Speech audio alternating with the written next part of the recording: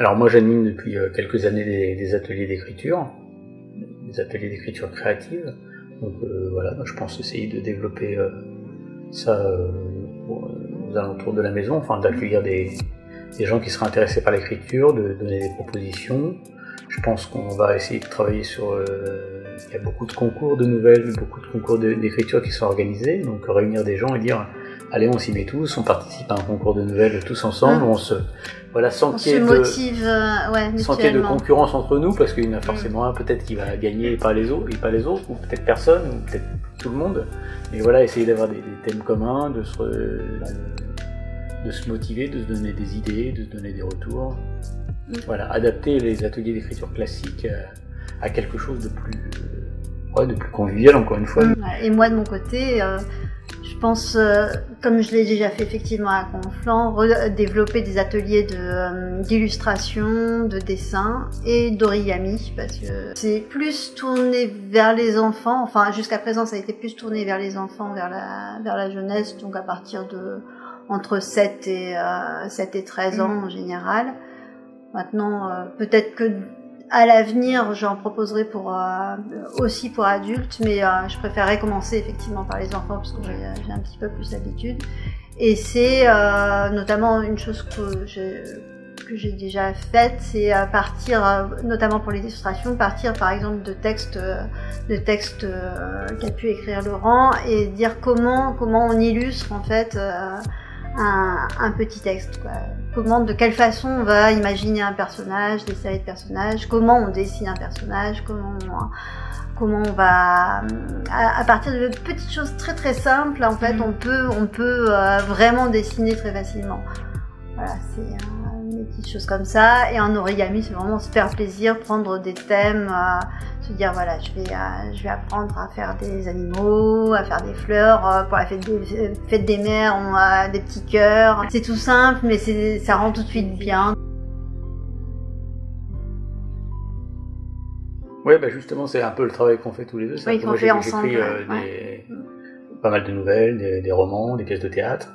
Et certains de mes textes ont été illustrés par Hélène et on les a édités nous-mêmes. Donc voilà, on fait ce travail où on a des petits bouquins un peu humoristiques et absurdes en fait. Ça c'est l'histoire de. On a deux comme ça qui sont des histoires un peu poétiques. On a les aventures de notre chat. Et puis on a un livre aussi qui raconte toute notre aventure théâtrale sur la péniche théâtre, sur le storyboat. Toutes nos galères, tous nos bonheurs et nos peines. Ça c'est plus sérieux quand même.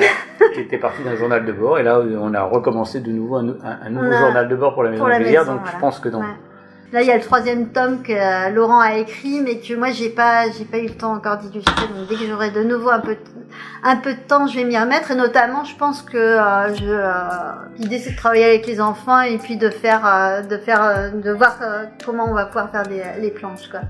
Et sinon, on a aussi le roman de l'écluse qu'on aimerait vraiment tenter. Alors, je sais pas si on va faire quelque chose. On sait pas comment le mettre en place. Mais on a envie de faire un roman participatif. C'est-à-dire se dire, les gens qui passent ici, on va commencer, enfin, Laurent va écrire un premier chapitre, en fait. Ça s'appellera le roman de l'écluse. Il va écrire un premier chapitre et les gens vont devoir continuer au fur et à mesure. Donc, c'est juste écrire peut-être une phrase ou un paragraphe et de temps à autre, on recalera l'histoire pour qu'il y ait une cohérence.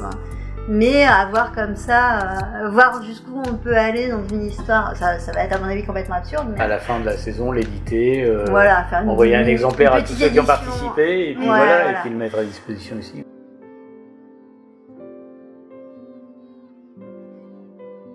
On attend les gens maintenant. Venez nous rencontrer, pas forcément acheter quelque chose, mais déjà discuter avec nous. On vous présente le projet, et puis pour l'instant on n'a pas encore décidé vraiment les horaires d'ouverture, on est là sur place, la journée on bricole un peu, on va faire des on est achats, encore en bricolage, mais on est là les week-ends c'est sûr, et puis toutes les fins de semaine on est là.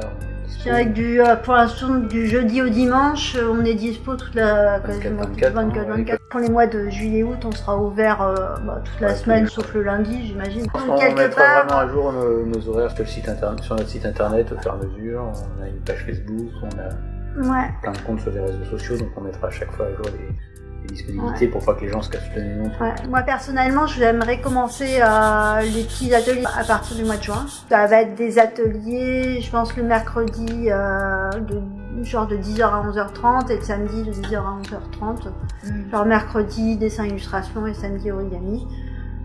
Et ça va être régulier, je vais faire ça toutes les semaines. Donc on va mettre le site à jour avec ça, mais à partir de juin, ça devrait être ouvert.